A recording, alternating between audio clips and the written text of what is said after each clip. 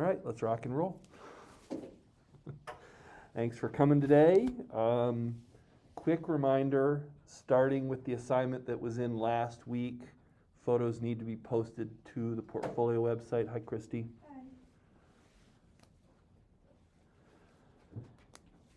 Hi. If you're having trouble with that and the tutorials from the class recordings aren't enough, let me know. But that is how the assignments need to be, part of how the assignments need to be turned in from now on. So just a reminder of that.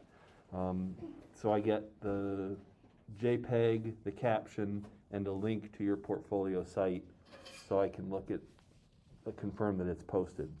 So moving on from that, we're not going to look at weekly homework this week because we've got last week's photo assignments to look at, so we're going to go ahead and review those. I'm going to start out with a couple of still lives that came in this week. I'm trying to temper my comments. I don't want to be too harsh, but I do want to just say this is not the ideal of what we shoot for in photojournalism, the still life type of photo. It's far from unprecedented. It's not unusual for us because we can't be at the action or for whatever reason. We rely on a portrait. I talked about that when we started with portraits at the beginning of the semester. The portrait is kind of a fallback. The still life like this is another kind of fallback. It's not the ideal. It doesn't engage the readers the way a really good documentary candid photo does. It doesn't really tell the story the way you can with a good documentary photograph. So in a case especially of the still life, you end up relying much more on what you write in your caption to try and tell the story, which is counter to the mission of photojournalism overall. Nonetheless, this is nicely done. The exposure is spot on perfect. The choice to shoot the photograph at night, I think, was borderline brilliant because I'm aware of that particular part of campus since I've been parking in North Garage the last few weeks coming up for campus visits for my son. It's busy, it's cluttered, there's a construction site nearby. In the daylight, the rock would just not pop out the way it does. So taken at night, the rock itself stands out, the pink and the gold and all that, I think helps. So, credit to the people who did the painting. But when you take a still life photograph like this, it's imperative that the caption give as much detail as possible. So, other than that, as I'm saying, the ideal would be to catch the people who are actually who painted this actually painting it. Towards the end, hopefully, maybe, so that you can see what it says. But that said, we need to know who the person is, we need to know why it's painted, and we need to know who did the painting, who are the people who are wanting to remember Megan, and that sort of thing. So I think visually a very effective photograph, not the ideal we're looking for. The jack-o'-lantern, similarly, this would make a really good thumbnail on your newspaper's website saying it's Halloween tomorrow or something. Is not a really good documentary image. It would make a nice final picture if you were doing, say, a photo story on carving jack-o'-lanterns. If you went into a house and photographed, a couple of kids and their mom carving jack-o'-lanterns, and you got all these nice process photographs, and then this would be the nice closing photograph from your sequence showing what they look like when they're done.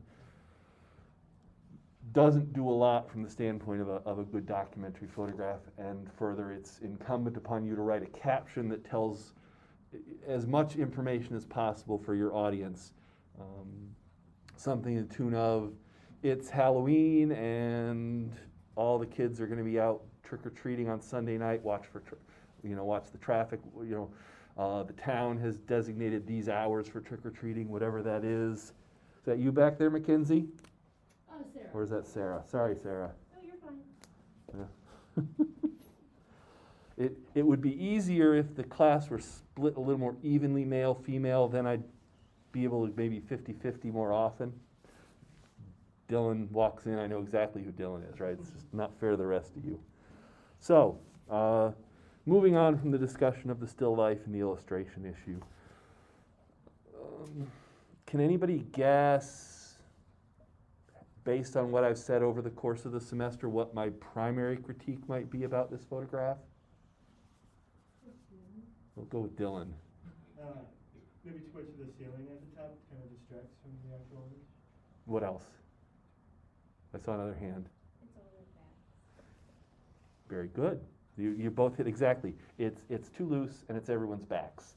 It looks to me very clearly like there's a moment there. We're documenting some kind of activity. In this case, a charity fundraiser flag football event hosted by a sorority or fraternity. I don't have the caption in front of me. But anytime you're going to be photographing an event, hopefully things are going to be happening over and over again. Go ahead and wait for the action to come to you, or if it's very clear to you that the action is always going away from you, get over to where the action is going.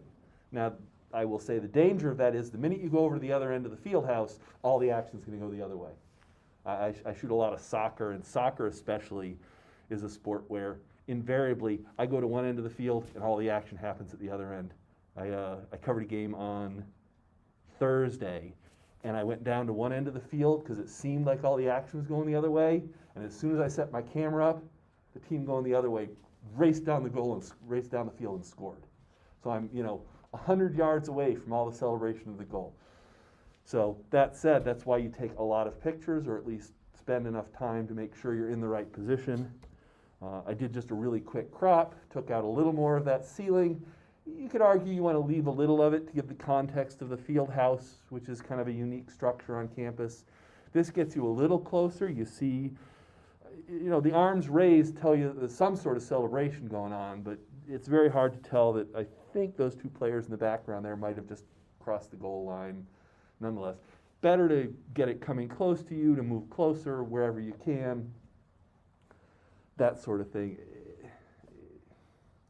I understand, especially when you're sort of early in stage in your career, there's maybe a reluctance to get in front of things, to be conspicuous, and that's something you're going to have to work through, because the better photographs are always going to come when you can see faces, when you're closer to the action, when the audience is going to better engage with what they're seeing in the photograph, as opposed to looking at backs and action kind of moving away. So, once again, thoughts. What are my critiques on this one? If it's your photo, you can't say because you know. So there's not a lot. I'll be honest. The biggest thing, the little bit of the flap, the tie on the umbrella feels to me like it's a little distracting. You don't need a whole lot of the umbrella to give you the sense of what it is. The nice thing about umbrellas and any sort of physically iconic item, all you need is just a little bit of the edge of the umbrella, and every brain who knows what an umbrella is, which is everybody except people who maybe live in a desert and never use them, knows that's an umbrella. So you can, first of all, very easily crop much tighter in on the photograph, and if you just look very, very quickly at the very subtle difference you get by popping in a little tighter, you get a much closer engagement with the subject matter. Now in this case, the photograph is really about people watching something. So I'm not going to complain a lot about all of the backs in the foreground of the photograph. I wonder a little bit if this might be a better photograph with a little more of a horizontal. I spend a lot of time harping about how you need to crop stuff out of the edges so that they're not distracting. But sometimes when you've got something like a hand holding a cell phone that's sort of half in the picture and half out of the picture, that in and of itself can be distracting.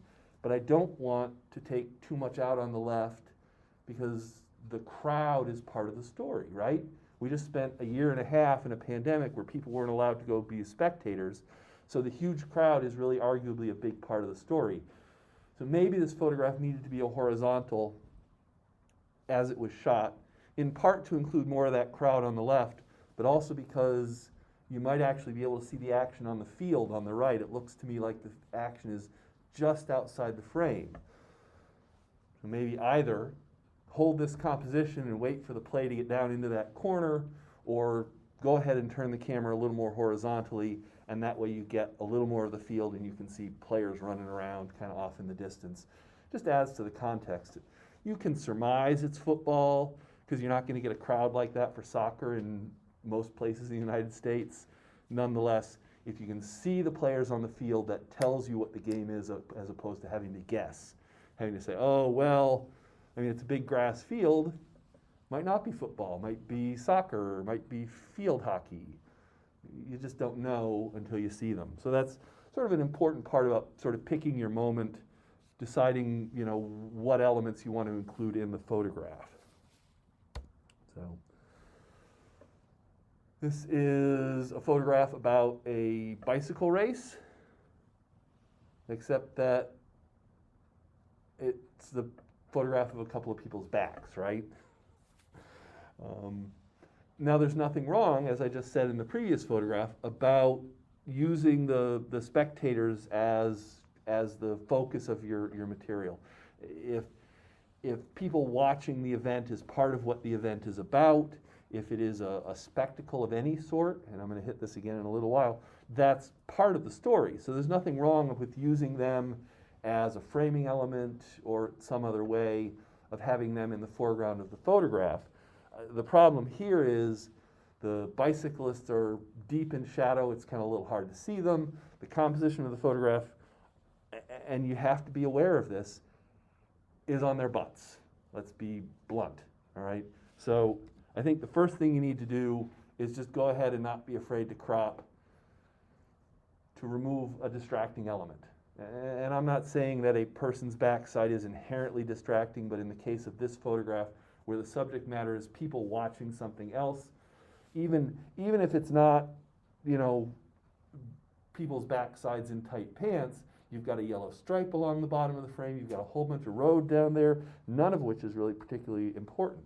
So you go ahead and bring the crop up so that the eye is able to make the transition from the backs of people's heads to the bicycles. There's also a little bit of toning in Photoshop to bring the shadows up a little bit so that the bicycles stand out a little more. All things you need to think about when you're looking at the photographs.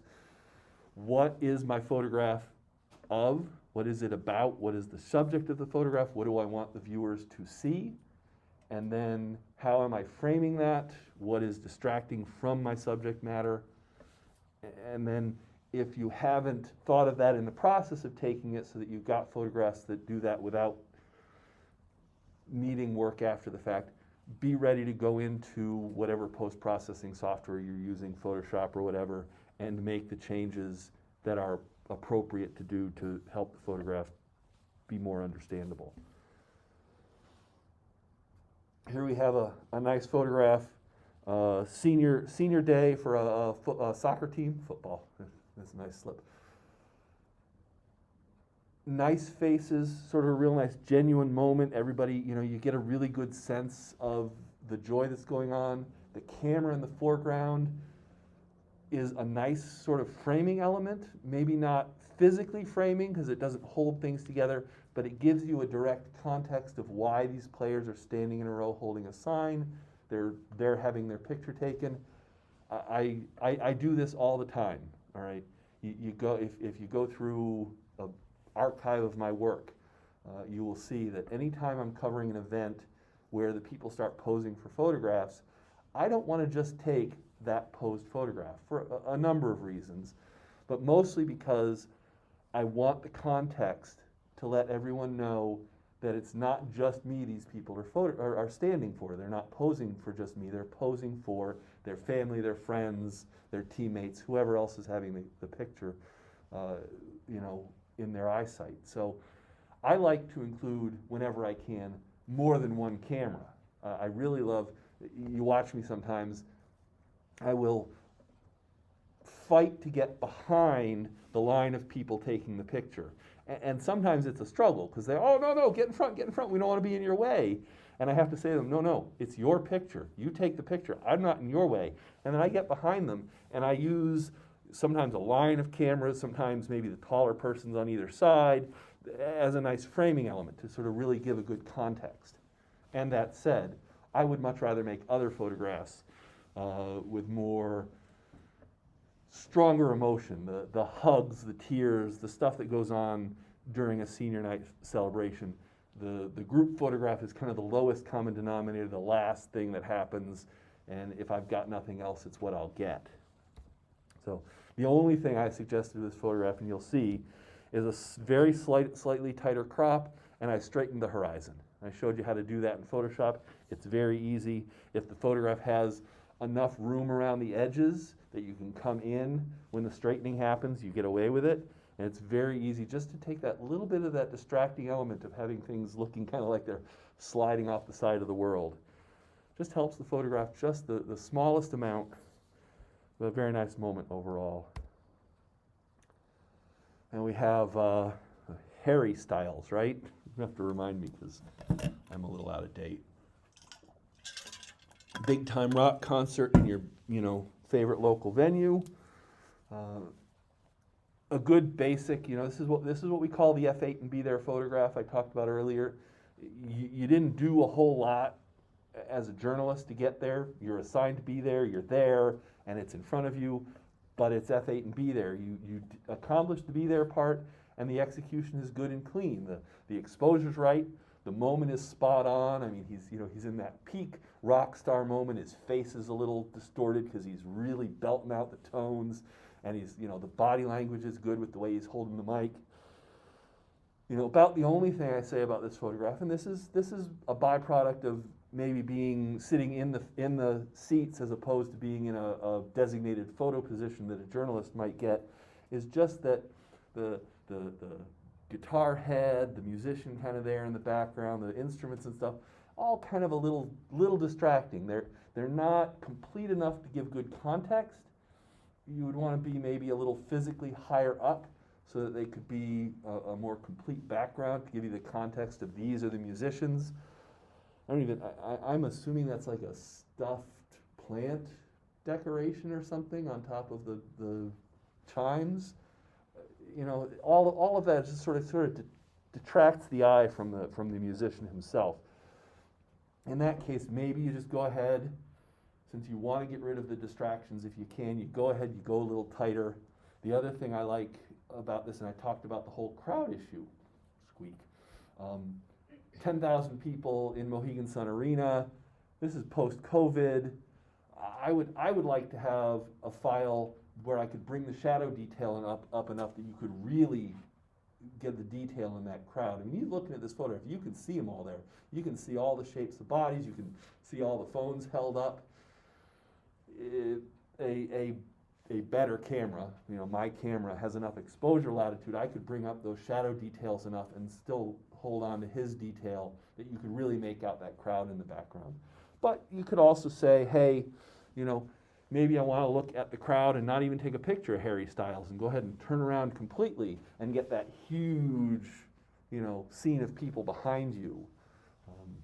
There's a good photograph that just came out of Houston the other day. The Houston Chronicle had a photographer at the Travis Scott, right, concert.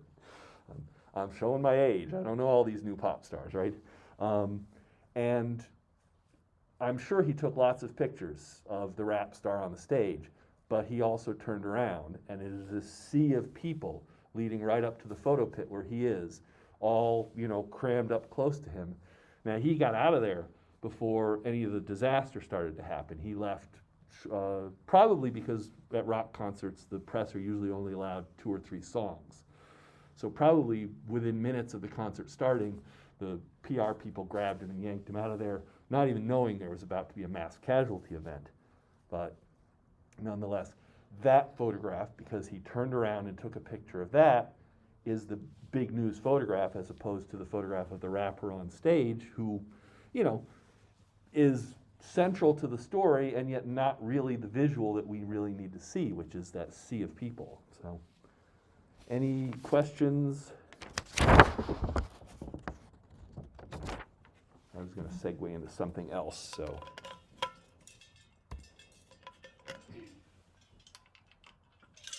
I talked about this photograph last week and launched into a little bit of a rant on the subject of PR photographs, which is a nice segue because at this time last semester, I did the lesson on PR photographs, which was inspired because the previous 2 semesters, people would turn in photographs for the homework assignment that were handouts or PR photos, and made me realize that this is something intellectually, as journalists, we need to grapple with. And so I went ahead and inserted it this week instead of doing it next week when it would normally have fallen. But anyway, I talked about this one last week. It's a very nice photograph. It's clean. It's perfectly composed. You've got two recognizable world leaders right in front of their flags. The one in the middle, I believe, is the European Union flag. And the reason this photograph is so nice is because it is a staged photo opportunity, right? The State Department and the Foreign Ministry from France got together and they agreed when these two leaders meet, they're going to stand in exactly this spot. They're going to turn to each other. They're going to shake their hands while they're standing in front of their flags, and their hands are going to meet right in front of the European Union flag. It's going to be perfect. And the photographers bit, and they went for it. Now, last week I pointed out sometimes that's all you got, and sometimes the news is that these two leaders met, and so it's fine. You go with the photo op, which led me into a segue to talk about this photograph, which is staged and yet less staged, right? It's a protest. The point of the protest is to make a point.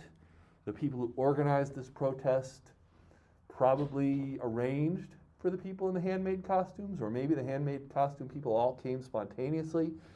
You never really know these things, and that's why it's important as a photojournalist to be paying as close attention as you can to the situation that's in front of you.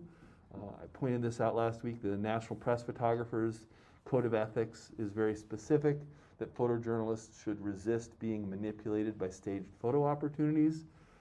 Now, I'll tell you just really quickly, Evelyn Hochstein is a friend of mine. She interned at the Day many years ago. She travels all over the country doing just incredible political coverage for Reuters. So I'm pretty confident that Evelyn knows whether or not she's being manipulated. She can tell whether or not there's a level of spontaneity to this that maybe protects her from that. Nonetheless, it's something you need to think about. Which leads me to this image, which came in the homework this week. This image, if you look at the credit, comes from Getty Stock Images. Now, Getty is an agency that employs a lot of photojournalists, but it also just buys photographs from pretty much anyone who wants to try and sell them a photograph. This photograph is an illustration. This is not a journalistic documentary image. It's pretty unlikely that a journalist is going to get a photograph like this in a documentary situation. Not impossible. It is actually, like I said, merely unlikely. A photojournalist engaged in a long-term project doing a story on an individual, and that individual turns out to be suffering from depression. The odds that that person is going to sit in a hallway with a perfectly polished floor, with the light falling in just exactly the right situation, that you get a perfect rule of thirds / whatever compositional idea you like out of this, in a nice silhouette so the person remains completely anonymous. This photograph was created really artistically. A photographer went out and said, I'm going to make a picture that says depression. And they went out and they did it very effectively. So there are rules, or at least guidelines in place. If my newspaper were to choose to run this photograph, we would actually label it very clearly as a photo illustration, as opposed to just running it with the byline that says stock images. It's difficult. In photojournalism, we have to be very careful because sometimes the posed photographs look very real. And so even if you credit it as a photo illustration, there's still the danger that you are deceiving your readers, deceiving your audience. I personally am not in favor of any news outlet running a photograph like this, because the viewer is going to look at this photograph and either think it's a documentary image, or they're going to look at it and say, oh, that's totally fake. Every photograph that news outlet uses must be a chance that it's fake. And we have to be very careful that we don't give our audience any opening to think that what we're doing is not honest, truthful, factual journalism. This is very true for the writers, and it's especially true for the photographers. we live in, what everybody likes to call now this post-truth era. Everybody doubts almost everything they see and read and hear. And so as journalists, we really have to work hard to make sure that we do not give them more excuses to do that. So as visually nice as this photograph is, running it with a news story, I think, is a mistake for any journalism outlet. So I'm going to segue into sort of an interesting aside.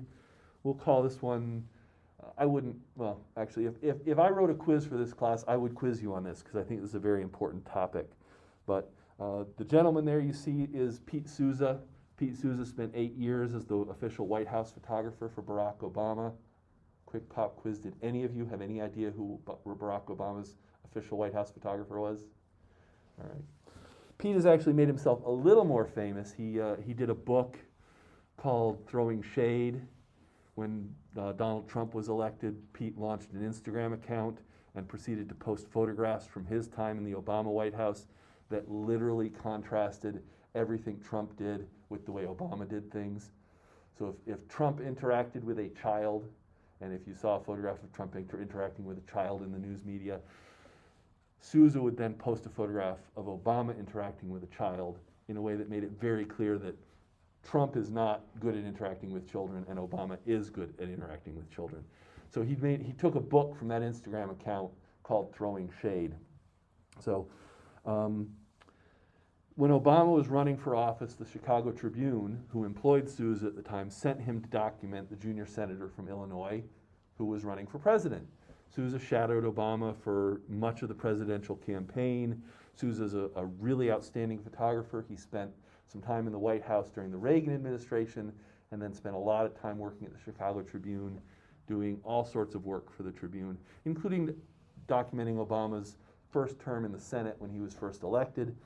Souza's a great photographer, a really good photojournalist, happens to be an alum of my alma mater, Boston University, which I like to point out.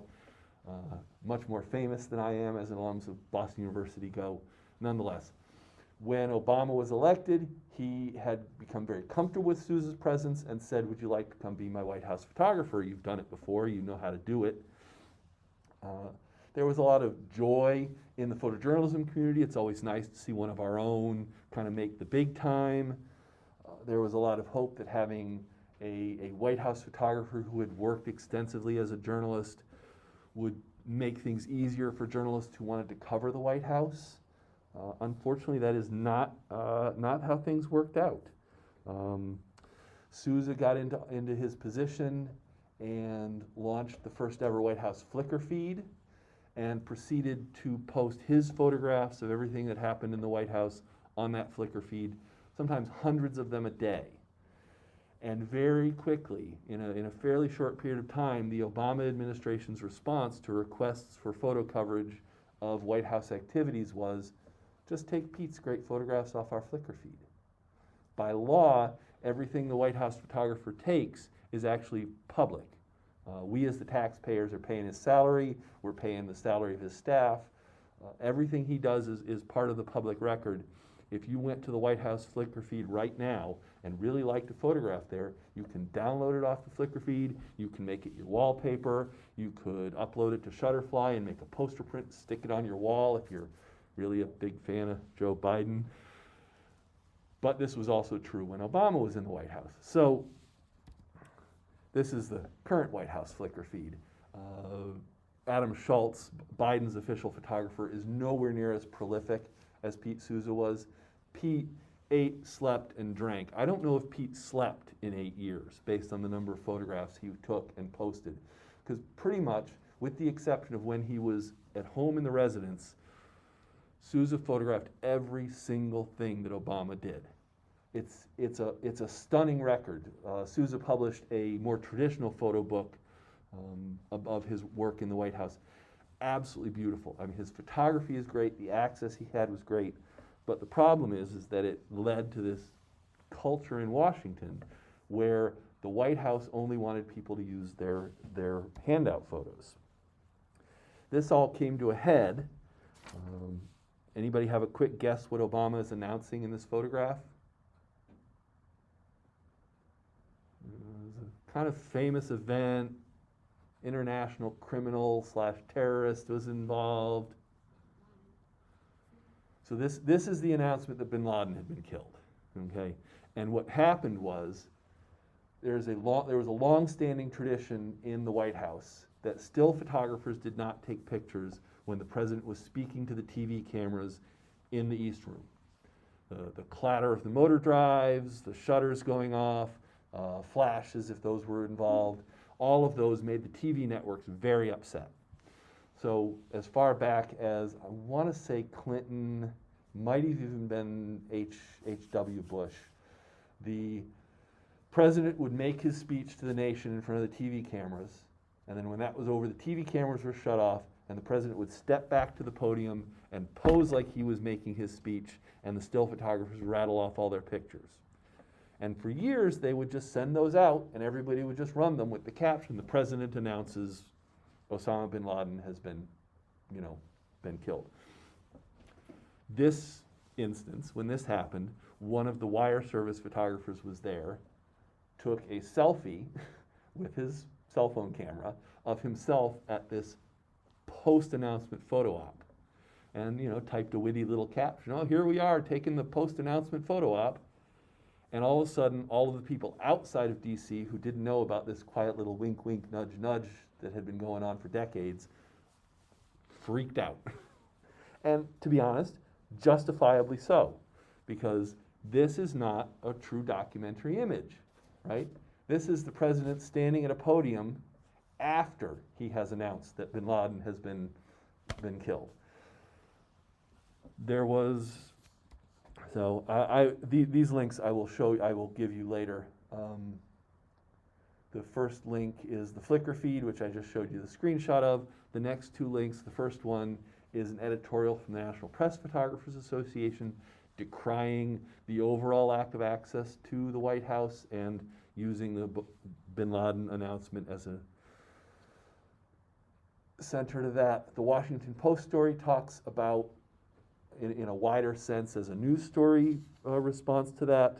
The last link there is a story that the Washington Post did actually before the bin Laden announcement about Sousa and, as it calls him, the secret weapon. Sousa was arguably the greatest PR photographer in American history. He made the Obama administration incredibly accessible. Everybody saw the photographs, whether they looked at the Twitter feed or the Flickr feed or Facebook or whatever it was. The Obama White House was the most visually accessible to the general public of any White House in history. It was the least visually accessible to actual journalists, though. So it's I would suggest you read that. I got formally involved in the whole thing. I was president of the National Press Photographers Association at the time of the bin Laden announcement. I'm quoted in the Washington Post article, which was one of the coolest things to ever happen in my life, being quoted in the Washington Post. Just pointing out all of the things that I just told you about how journalism cannot survive and cannot do its vital role in our country as the fourth estate of our government if we are excluded from access to the government because the government likes to hand out photographs taken by Pete Sousa. So, anybody have any questions beyond that?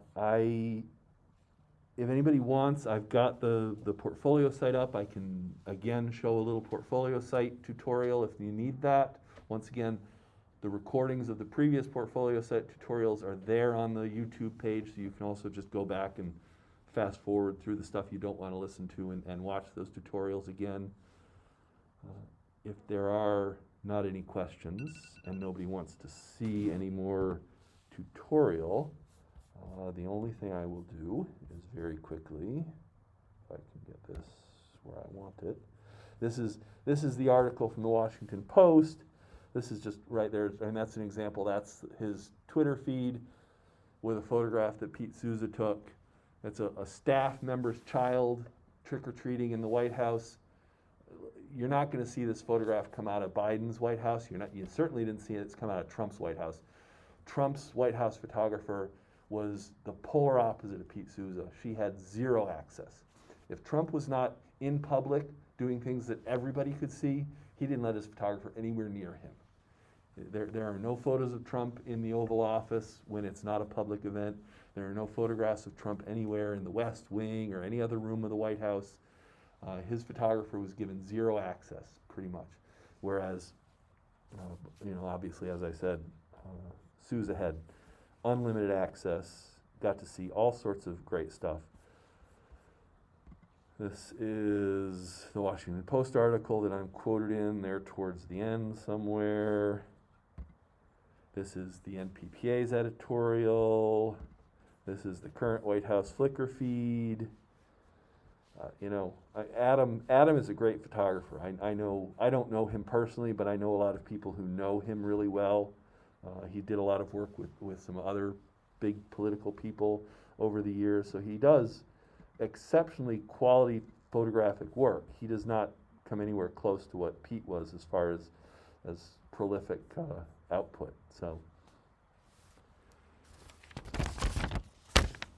if there are no other questions, and if nobody wants any more tutorial, then I'm going to go ahead and let you out early today. Thank you all for coming. It's nice to see you. We have class next week and then Thanksgiving break, if I recall looking at my calendar correctly, right?